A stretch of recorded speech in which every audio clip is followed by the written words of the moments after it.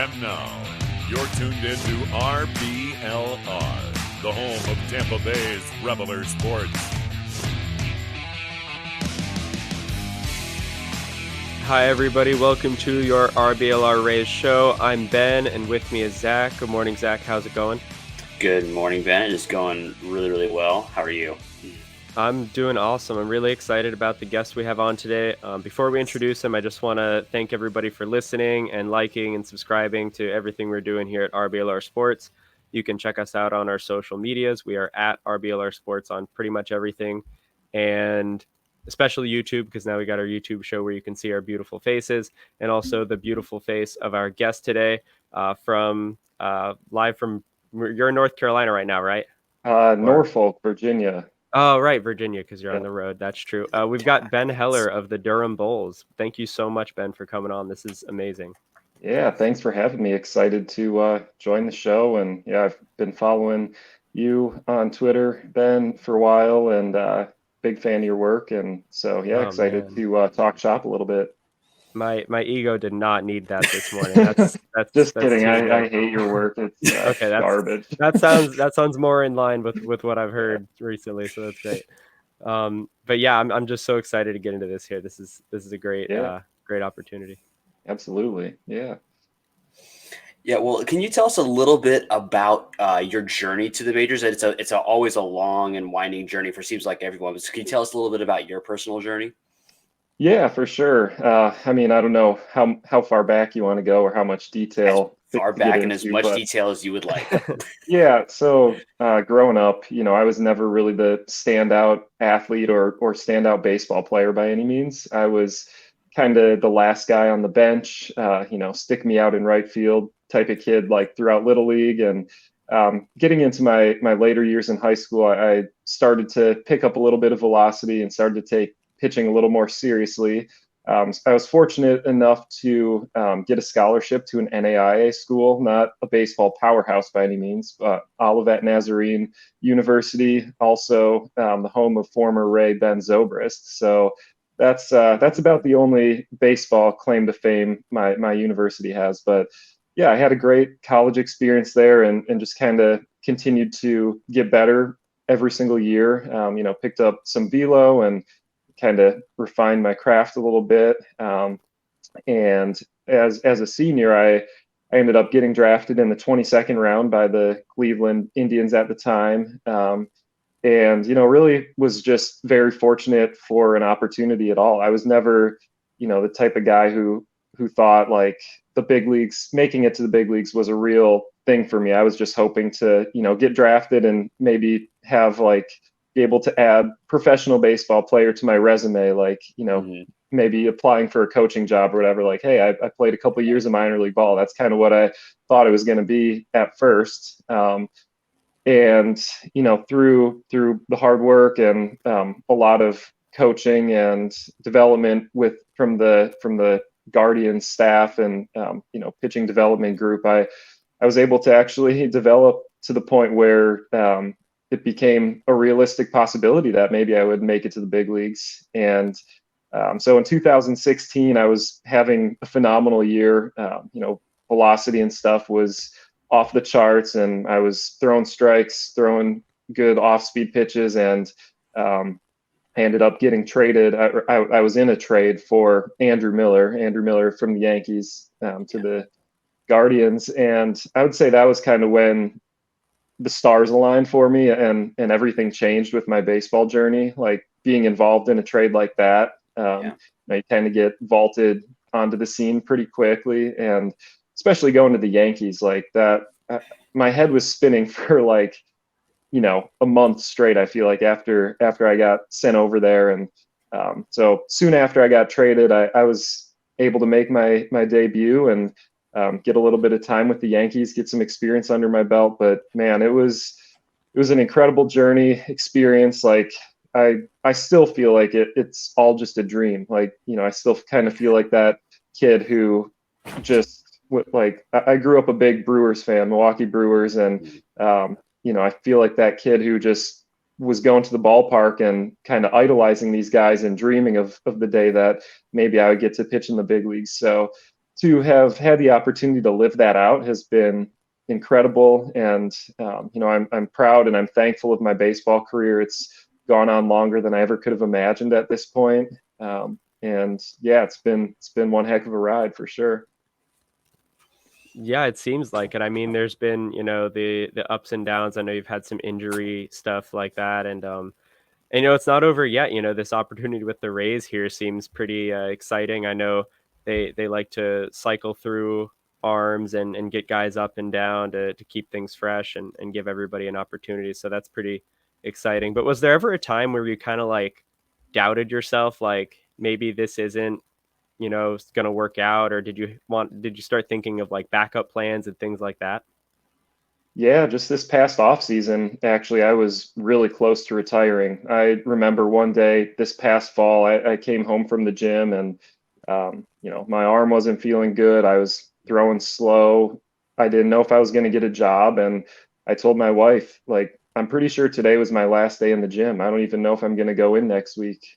Started looking online, just like see if there were any coaching jobs available around my area. And thankfully, my wife talked me out of it. She said, "No, you owe it to yourself after all these injuries to at least give it a full year. If someone's going to give you a job, you got to take it, and you got to you got to give it a full year." And I'm so thankful she did, because I feel better than I have probably since 2016, and my stuff is as good as it's probably ever been in my career. And I'm in an organization, I feel like that really values me and likes me and wants me to help the big league team at some point. And so, yeah, I mean, it's crazy to think about like the last 12 months, 8 months, whatever. But even, before that, like going back to, so the last time I pitched in the big leagues was 2020 COVID season. And it's basically just been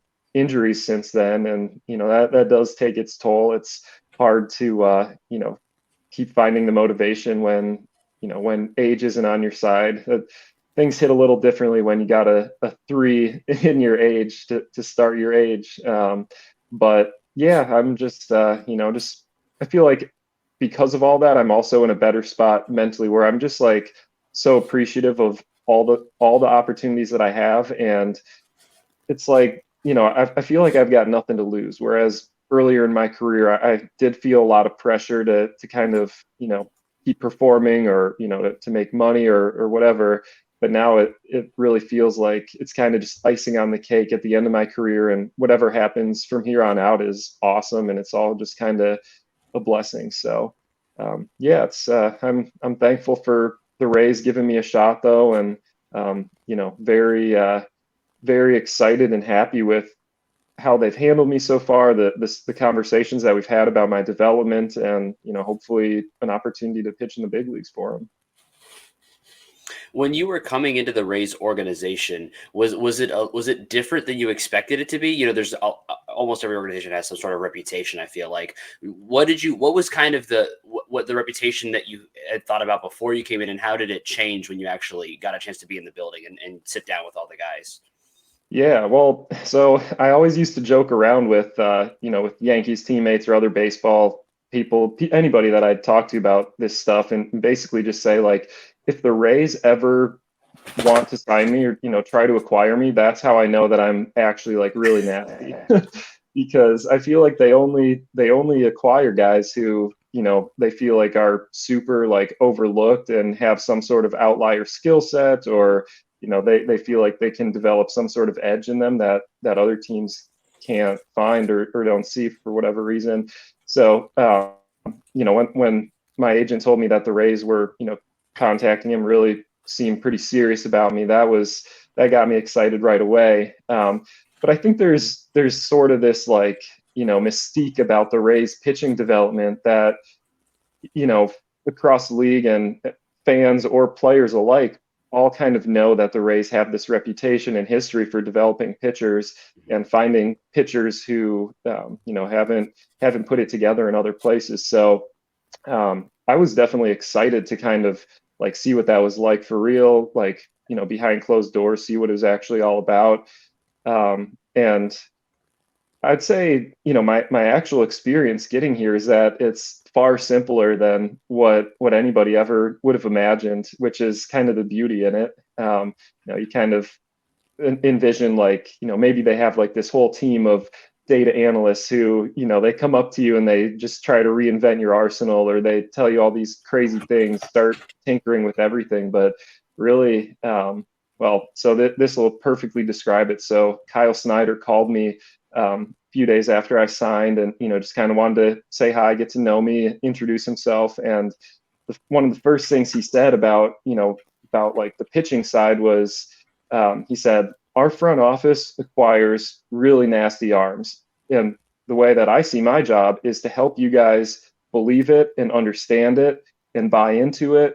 And that just makes my job really easy. He was like, if you're here, you're disgusting and you got really good stuff. And I want you to know that. I want you to believe that. And I feel like as a player, that's like the best thing you could possibly hear, is just like getting gassed up like that, and just hearing like how much the organization loves you, instead of, right off the bat, like telling you, we want to change all these things about you. Here's what you don't do well. Here's what you need to do better. Like, and sure, there's a time and place for that kind of stuff too, but just knowing like how much the organization actually likes me and values me, and loves the unique things that I do, that really set the tone for kind of my experience here.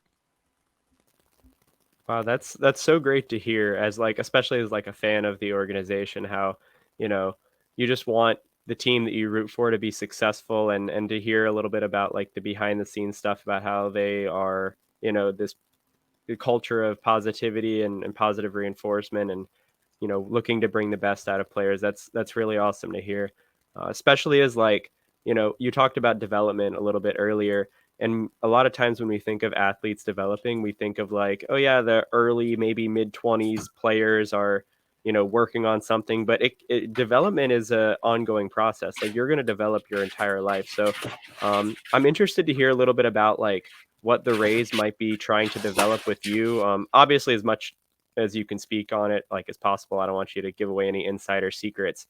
But I've noticed that in spring training and a couple of your first outings this season, they were all 1 inning, and now 4 of your last 6 outings in Durham have gone for 2 innings. Is that something that's been intentional, or is that just happening like within the context of the game? Like, I'm just interested in hearing about that. Yeah, so as far as that, I think it's kind of a situation where they're looking at how I might be of best use to the big league team, or any guys in AAA. Trying to look at what they would potentially be asking us to do in the big leagues. So I think guys that they call up from here, they're going to want to be able to go to maybe 3 innings, at least, if need be. So I think that's more just like, making sure I can do that and get me feeling comfortable doing that.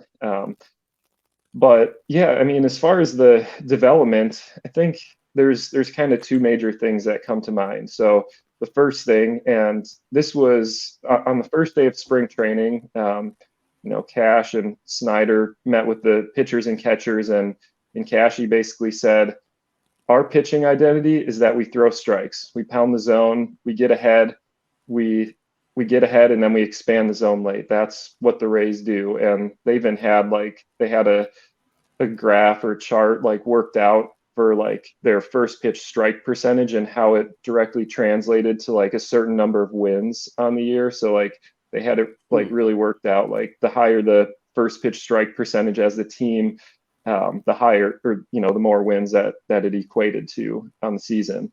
And so just kind of like hearing that and buying into that mindset, and Snyder was like, all of you are here because you can do that. Like we bring strike throwers here. We believe that you can do that. You're going to do that.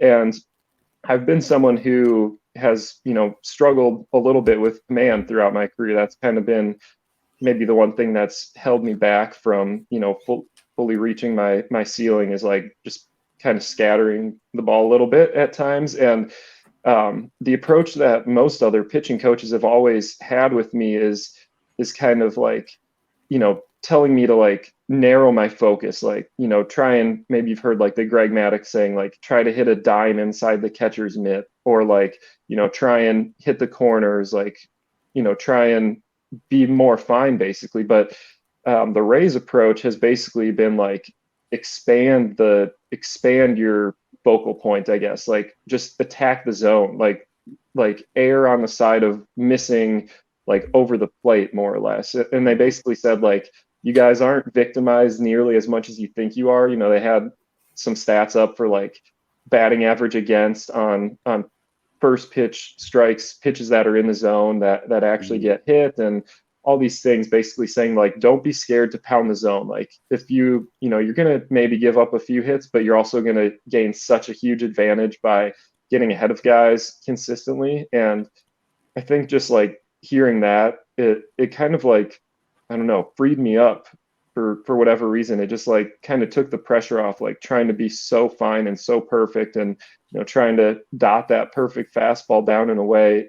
Instead of that, it's just like, all right, I'm just going to let it rip as hard as I can right down the middle, and probably going to be good results more times than not. So yeah, I would say that was kind of the first thing, is just like that mental approach. And then the other thing, kind of like from an Arsenal perspective, is they switched me from throwing a 4-seam to a 2-seam, and also added in like a hard cutter gyro slider to kind of bridge the gap from my fastball to my sweeper. So I'm excited about how that's gone so far. I've always been kind of blessed with like natural movement on my fastball. Like, I've always had, pretty good arm side run, but I've always just thrown a 4-seam for whatever reason. I kind of, I think with my time with the Yankees, they really preached like, being able to throw that like up and in, kind of low arm slot, high, kind of like vertical approach angle type of thought process, I guess. And so I always just kind of thought of myself as like almost trying to like imitate what Craig Kimbrell or Josh Hader do, like, throwing like carry fastballs from a lower arm slot. But my 4-seamer really never carried that much. So it's kind of just like average, I feel like, for my velo. And so Snyder basically, well, I remember one day he it was after my outing against the Yankees in spring training. I think it was my second or third game. And he said, like, he was like, a couple of those fastballs were like 20 inches of horizontal movement. I want to see what'll happen if we switch you to a 2-seamer, if you could get even more, and like what sort of vert you could get. And so I threw a bullpen a few days later, and I was like, 20 to 22 inches of run with like 6 inches of vert. And he was like, yeah, I think you're a 2-seam guy now. So that was kind of cool. And just like, yeah, felt good to feel like, pitching coach was like helping me lean into what I already did naturally well. Like I wasn't fighting against myself anymore. So yeah, we did that, and adding in the gyro cutter slider has also been nice, because I feel that's probably the pitch that I feel the most comfortable throwing for a strike. Although I will say my time in AAA so far, that pitch is also that I think it's the most hittable. So I think I'm, kind of trying to find the right usage for it. So yeah, I'd rather be doing that in AAA than in the big leagues too. So I think, it's kind of like the heavy lifting type of stuff was done in spring training, as far as like major changes or any sort of overhauls or whatever. And now it's just kind of like refining what I've got and learning about like approach, usage type of stuff, sequencing, all that. So yeah, it's been a great few months packed with a lot of learning, and I'm really excited about where I'm at.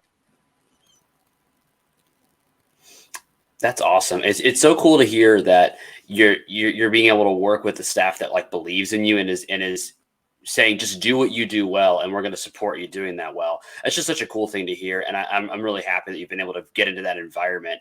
We talked a little bit about kind of, this simplified aspect of what the Rays do. What do you, going to the other side of it, where you hear a lot about analytics, how much do analytics, feed into what you do? Do you feel like you don't end up using analytics a lot, or do you feel like you do dive into it a little bit more? How much do you use it, and how much does it affect how you're pitching? Well, I feel like I probably don't use it a ton, but I feel like I'm, maybe aware of it. Like there's certain areas where maybe I do, like, a lot of the kind of like outcome measurements, I guess you'd call them. I don't really look at that sort of stuff, like, not even traditional stats, but like I'd say, like the new sort of like common, you know, stats to gauge a performance, like, whether it's FIP or X WOBA, any of those, any of those things. Like, I don't really look at that. I more look at it from like the pitch, like movement profile and velocity profile, and like strike throwing ability, because I know, like, and maybe this would be different if I was a different type of pitcher with, maybe a different arsenal, but I know when my stuff is right and I'm throwing strikes, like the results are going to be good. So I don't need, advanced stats to tell me that kind of stuff. It's more like, okay, was my sweeper moving as much as it should today? And if not, is there a slight adjustment that I need to make? Or, like I just mentioned with the cutter, like that's getting hit maybe a little harder than my other pitches are. So what should my ideal usage percentage be for that? So, it's really simple things, I feel like, but it's, I feel like it has to align with like the way that I'm, thinking on the mound. Like I have to be, I have to simplify kind of my mindset and my process out there. And so I feel like, when I know that I'm throwing strikes and throwing my best stuff, like the results and the outcomes are going to line up with everything. So, yeah.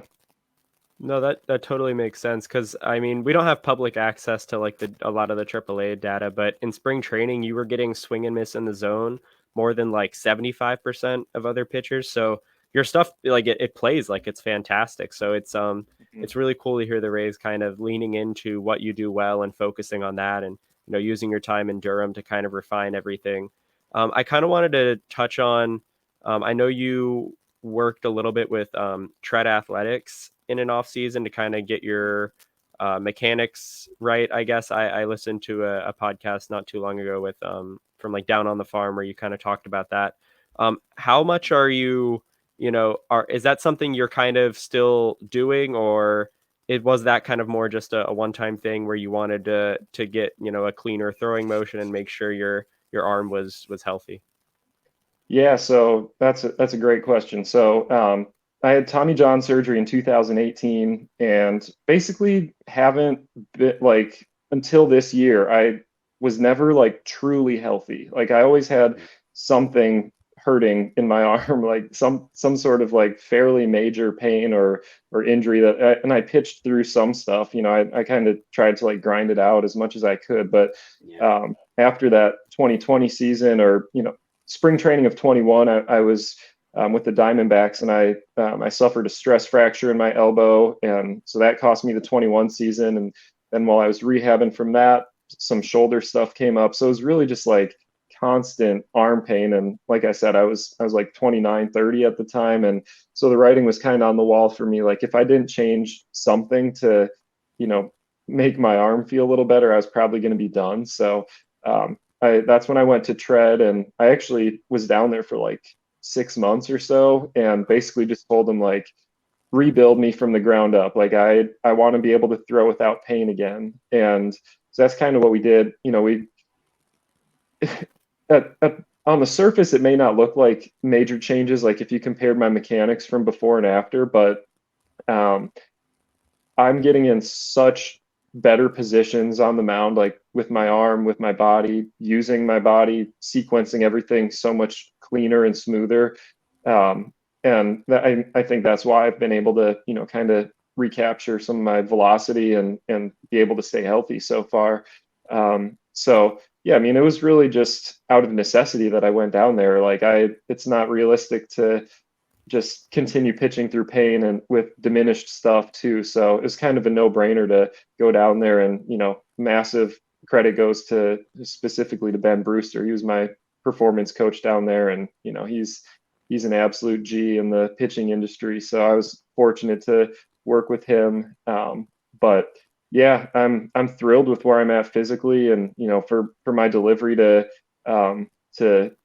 be what it is. And honestly, every time I like watch video of myself now, or like from spring training and stuff this year, like it almost makes me a little emotional to like see like that I'm capable of throwing that stuff still, like that high end stuff at my age after all the injuries that I've gone through. Like it, I feel like it just kind of validates like all the hard work, and makes it somewhat worth it, because going through it at the time, it really sucked and didn't know if it would ever pay off. So yeah, I'm definitely thankful for that.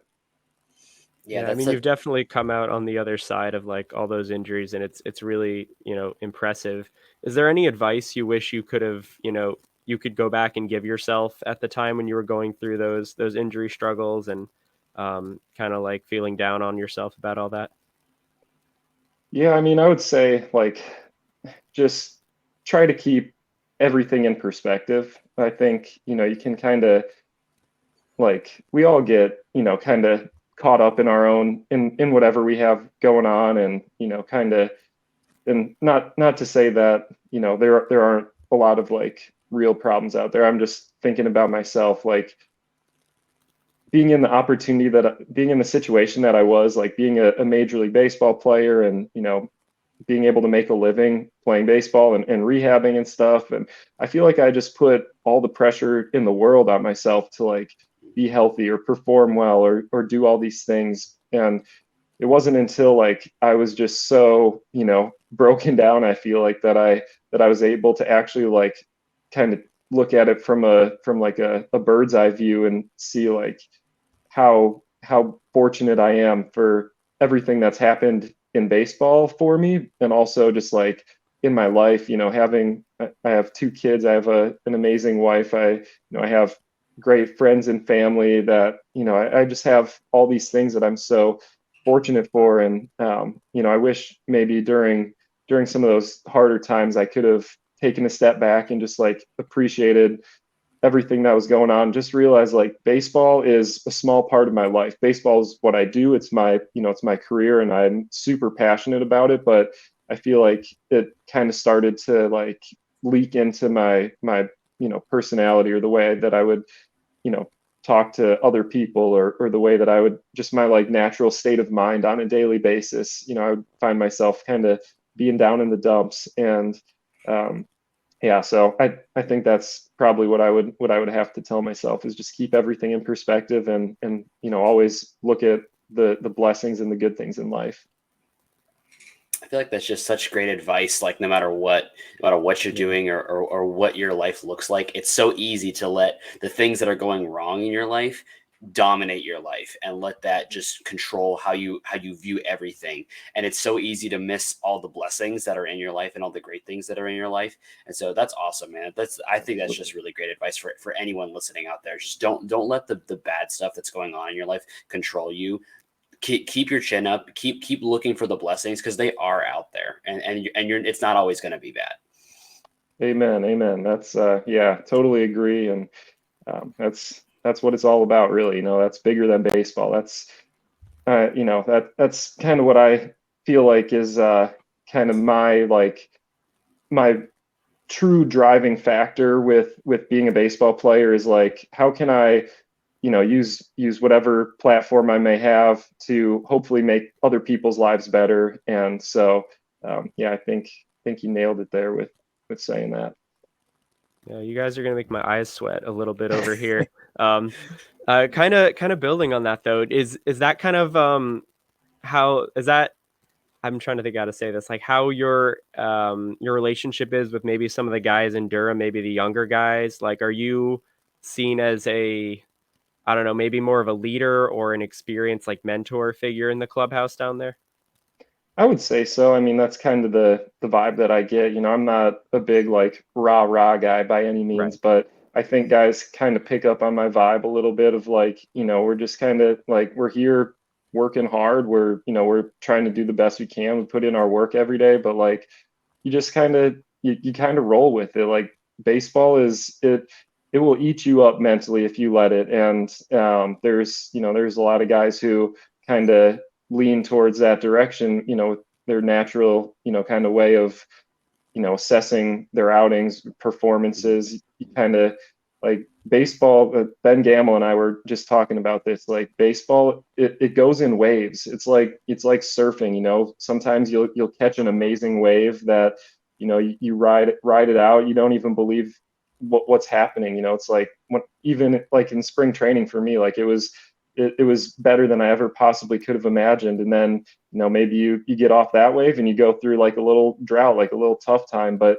you know that, the next wave might not be too far away. So you just kind of have to roll with it. And like, that's how baseball is, like naturally being a game of like, large sample size. Like you got to be consistent. You got to, maintain your process, both physical and mental. And I think that's probably one of the reasons why I've been able to, continue playing this late in my career. And that was something that I also noticed in a lot of my Yankees teammates, older guys who I was around. Like they were just so incredibly consistent and level-headed, like, with their mental process, their personality day to day, and like their physical routines too. So yeah, I hope I'm kind of giving off that sort of vibe or whatever to the guys here in Durham. Hopefully I can be a good role model. And that's such a valuable part of any clubhouse, wherever, or any organization that you're a part of, is having people that you can, model yourself after, and having that consistency in the people that you can respect. I think the jobs that I've worked, the jobs that I've enjoyed the most are the ones where the leadership and the people that are above me you can feel that consistency from them. It gets infectious when you can see someone is clearly doing it the right way. That's infectious. And I think it's an easy way to tell if a organization, a clubhouse, whatever, is healthy, is if you have those people that are setting the right example of the right way to do it, and just the right way to live your life beyond just baseball.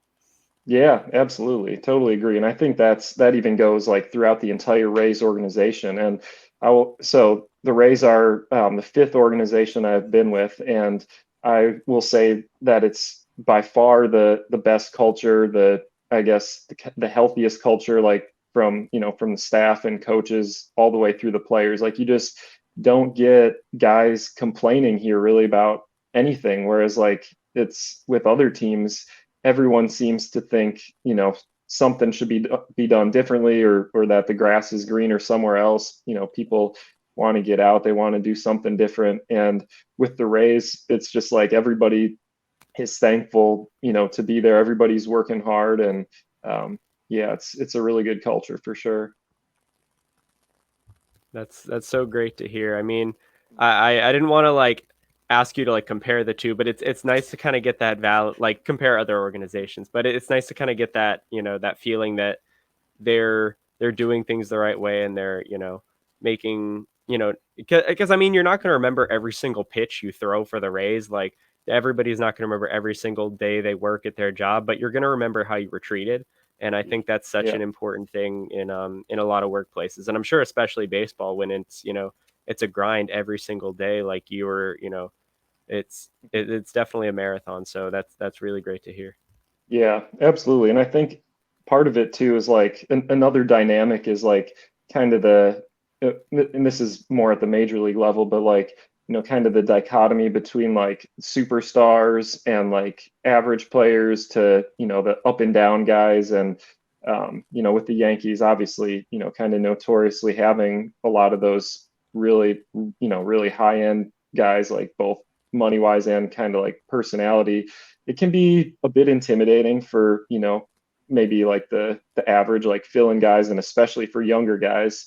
I mean, my major league debut, I was teammates with A-Rod. Like I didn't know how to talk to him, or, like I was scared to like be in his presence. But with the Rays, it's like everybody it's almost like the island of misfit toys in a way. Like, obviously you got your superstars too, like Wander, but like everybody kind of just seems like a normal guy. Like, it's just like a group of guys who I'd like be friends with, like in the off season, like outside of baseball, and anyone feels like they could help contribute at any time. And I feel like that just really makes a big difference, like in the clubhouse, and with guys, like comfort level of being themselves and not feeling that sort of extra pressure on the field to, to be anybody that they're not. So it's definitely a unique situation here.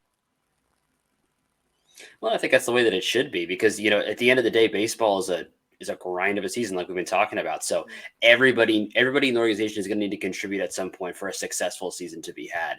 And I think that's the way the Rays do it is the best way to do it because everybody is needed, everybody is important. Every single pitch that's thrown matters in the grand scope of the season, and it's important that everybody knows that and feels that way because if not, and you get people that feel like what they do is it doesn't matter, then I feel like that negatively affects the rest of the organization. But I feel like, we always hear about it that the Rays, that everything matters with the Rays, and it should. And because every person, because, I think as fans, it's really easy for fans to kind of just view, the players and the outcomes that are happening as kind of numbers on a spreadsheet or whatever. But like all these are people, and they're people that matter and are like, that have lives that matter. And so I think that having an organization that views it that way, that like everybody here is a person who's working hard and just trying to do the best that they can, and having that mindset that's the way you get success. Yeah, totally, you nailed it. And I think the players can sense that too, like from what to kind of feel like you're not just seen as a number on a screen from from upper management or whatever. And the truth is that to some extent you are, and that's how it is. Like those things matter, but like there's the Rays really seem to emphasize the human element, and from whether it's from Cash or Snyder to even to like the front office staff who I've interacted with, like they really seem to actually like value the relationship and getting to know you, and trying to do everything they can to make you feel comfortable and welcome, and make you feel like you're part of the family. Yeah, I mean, we've even seen like, I mean, it's throughout the organization, but just as an example, like I'm a pretty big Cooper Criswell fan, and like he was someone they acquired just through like a DFA, but they value every player and like them as a person and them as an athlete. And oftentimes we see these types of players that they acquire like under the radar go out and perform. Like he's pitched in meaningful innings and meaningful games, and Aaron Slegers was another one a couple years back. Like he was pitching in the postseason like meaningful innings. So it's like it's not just the right thing to do from like a personal level to treat everybody the best you can, but a lot of times it kind of manifests itself on the field, and it's really Yeah. awesome to see. Like that's how you get so many success stories, like Jason Adam and even Pete Fairbanks. He's had 2 Tommy Johns. They bring him in, and now he's locked down. Nobody can touch him. It's amazing. Yeah, yeah. I mean, hey, there's a reason the Rays are as good as they are, and why every other team in the league is trying to reverse engineer what the Rays do, and trying to imitate them. But yeah, it's definitely cool. Like even being in AAA, like it's just such a different type of vibe than any other AAA team I've been around. Like where basically everyone knows that like they can and probably will contribute to the big league team at some point, and like they're in AAA. Like it almost just feels like such a privilege to even like be in AAA for the Rays, whereas like with other teams it kind of felt like almost like a punishment, or like you were falling short, like you weren't good enough. But with the Rays, it's like I'm so good that they like want me like here in their organization, like ready to use me when they need me. So yeah, I mean, at least that's how I feel. Maybe there's other guys who feel differently, but yeah, it's good. Well, speaking of how you are so good, do you have a favorite pitch that you throw that like is one that you're like ready to, you're like just gassed up to throw it every time it leaves your hand?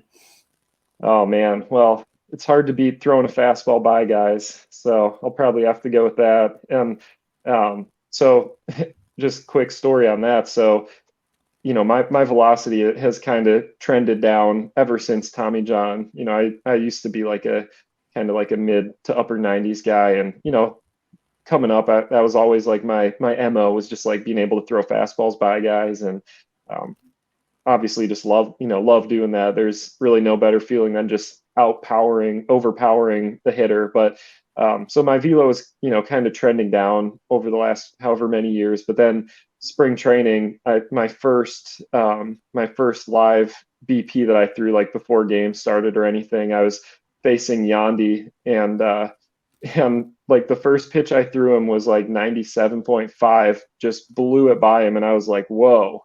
I forgot how good that feels to throw a fastball by somebody, especially a hitter like Yandy. So, yeah, so it's been fun, kind of having a good fastball again, and I'd say that's always kind of been my favorite pitch. That's so cool to be able to tell that story. That's awesome. Is there somebody on the Durham team or the AAA team where you really admire their stuff? Like they got some really nasty stuff that is really cool to see up close. Oh man, where do I even start? I feel Other like than everyone yourself, has. Oh no, man. I was actually watching Glass Now last night, and I Yeah. was like, oh my gosh, why can't I just be more like Glass Now? I said that out loud, and Joe Lasorsa was next to me, and he goes, "It's funny you say that because when I watch you pitch, I just say, why can't I be more like Ben Heller?" But no, I mean, obviously Taj has some crazy stuff. You know, Josh Roberson also he's Yeah. I shouldn't just pick the hardest throwers. That's kind of the cop out. But Hector Perez, I'll go with him. He is, because I don't know, how much. Well, he got called up there for a game, but unfortunately didn't get to pitch. I'm pretty sure he'll be pitching at the Trop at some point this year, but he has some really good stuff. Like splitter, slider, both really good, and I think he's got a carry fastball, and his velo's been trending up lately. So yeah, we just have a nasty bullpen, man. Honestly, like everyone in our bullpen is gross, and yeah, Trevor Brigden, he's another interesting guy. Like uh, he was actually, I was talking to I forget who it was, but we were saying like Brigden is like the typical Rays pitcher where I wouldn't be surprised if he like, became a starter and just like out of nowhere like won a Cy Young. Like he just kind of he gives off that sort of like vibe, I guess, where he's like just he gets so many swing and misses. Like you can just tell hitters can't see the ball out of his hand. And he's just kind of like got that quirkiness to him where it's just like a typical Rays pitcher. Like, who is this guy? Like just throwing 90-mile-an-hour invisibles that nobody can hit. So yeah, it's a fun group here. A lot of good personalities too, and a lot of really good stuff. That's really cool. So kind of like on a little bit on the flip side of that, as you're pitching to guys, is there anybody that's hitting right now at the Durham level that you're like, man, I'm really glad I don't have to pitch against that guy. Really scared of that guy's bat. I mean, our whole lineup is nasty, but I've got to say I'm pretty impressed with Manzardo so far. Both offensively and defensively. Which it's first base defense is not often that talked about. I feel like he's definitely an offensive first type of guy, but I feel like he's like so solid out there defensively, which you love out of a first baseman. First baseman that's really there to hit, but his approach, his confidence, and he's just such a down to earth guy that like he has the makings of like a long, like I feel like he's going to have a long, really solid big league career just based on what I've seen out of him. I could go on too. Awesome. There's a lot of guys, a lot of guys I could gas up here, but I don't want to keep you all day. No, I mean we're always happy to hear about that. But yeah, I mean it's so great to hear about your journey through to the majors and then back down to the minors here. But you're definitely going to be back up at some time, like there at some point. There's no doubt about it. Like now that we have this, I mean, first of all, we can see it we can see it with our eyes on the eye test, but we Mhm. have access to Savant now at the AAA level, and you can see the data. It really stands out. So we're really excited and happy to have you on here. We're Yeah. just looking forward to see you pitch at the Trop at some point this year. Yeah. This has been Appreciate great. that, Thank man. you. Yeah. No, yeah. Thanks for having me. And yeah, definitely, feels good to feel like the Rays, Rays fans and you guys are, behind me and believe in me. I hope I do get the chance to throw up there and, maybe hopefully pitch in some meaningful innings. So, yeah.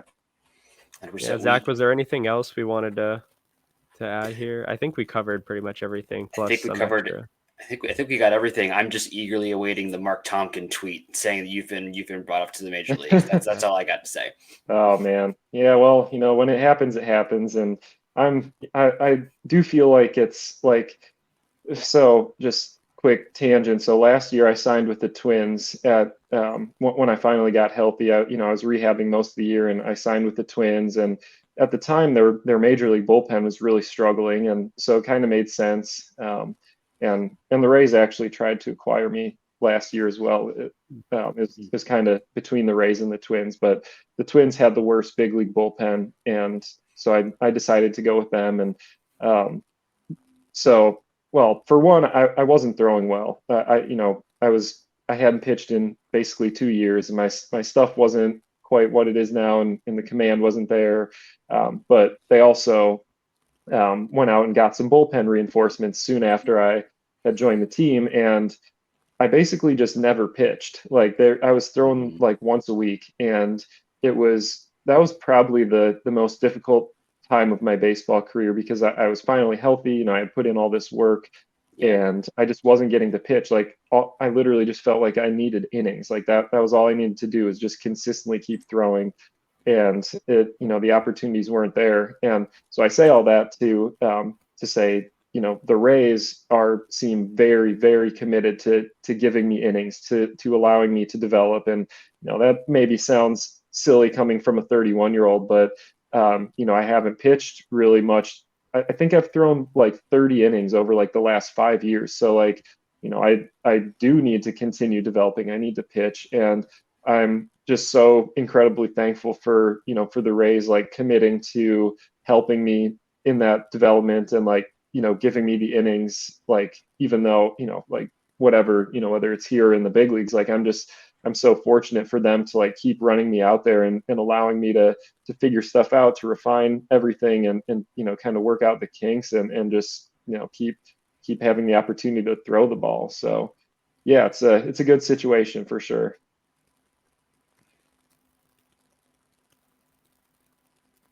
That's awesome to hear, and I think we from all of Rays Nation, we're really glad that you're a part of the organization now, and you've been able to continue to build up those innings, build up those experiences here, and we're excited to see every time you come out of the pen. We're excited to see you pitch. We're excited to see that your journey continue, and we're just looking forward to the next time we get to see you pitch.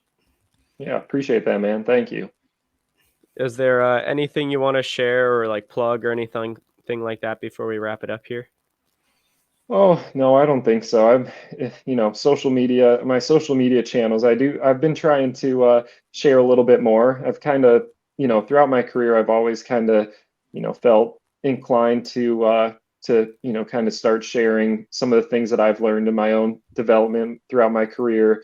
And so I've been trying to share some of that stuff, whether it's the physical development side or, mental things that I've learned throughout my journey. So, yeah, for any young baseball players or I think even other pro guys could probably find some of that stuff beneficial.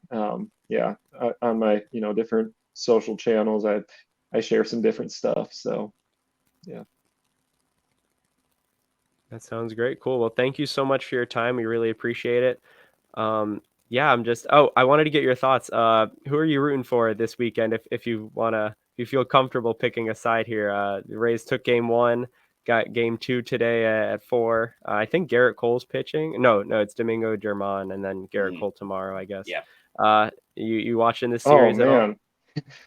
I didn't get to watch last night when the Right. game was during our game, but man, of course I'm rooting for the Rays. The Yankees are Okay, the cool. evil empire. Like I grew up Perfect. hating the Yankees just as much as everyone else, and Oh, when I played for them, it was pretty cool. Not gonna lie, but now I'm back to hating them just like everyone else. So yeah, Excellent. so man, go you just Rays. made so many lifetime fans. That's great to Yeah, hear. Amazing. absolutely. Yep. The perfect answer. Right. All right. Yeah. Well, I guess that'll do it for us here at RBLR Rays. Thank you again, Ben Heller, coming on. This was amazing. Thank you, everybody who's listening. Make sure you like, subscribe, share this podcast, especially with Yankee fans now. Yes. Share with Rays fans. We gotta get everybody else on the Ben Heller hype train because he's gonna be up soon, whether you're ready or not. So, thank you, everybody, for listening, and go Rays. Raise up. Thanks for having me, guys.